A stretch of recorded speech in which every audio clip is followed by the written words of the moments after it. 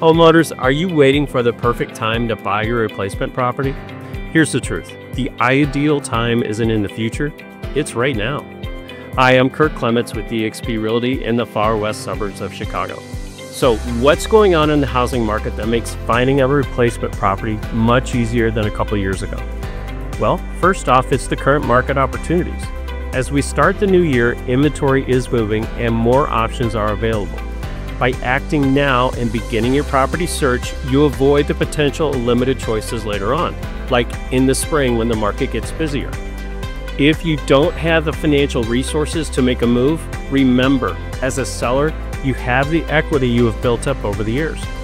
According to real estate site CoreLogic, persistent home price growth has continued to fuel home equity gains for existing homeowners who now average about $315,000 in equity. Maybe you're an empty nester looking to downsize, or your family is growing and you need a bigger space. You can use that leverage to buy a replacement property better suited to your current lifestyle. So if you're curious about how your home equity can help you move into your replacement home, reach out. We'll lay out all your options so you can make a confident decision that's best for you and your family. Thanks again for watching, and as always, we're here to help, and we'll talk with you soon.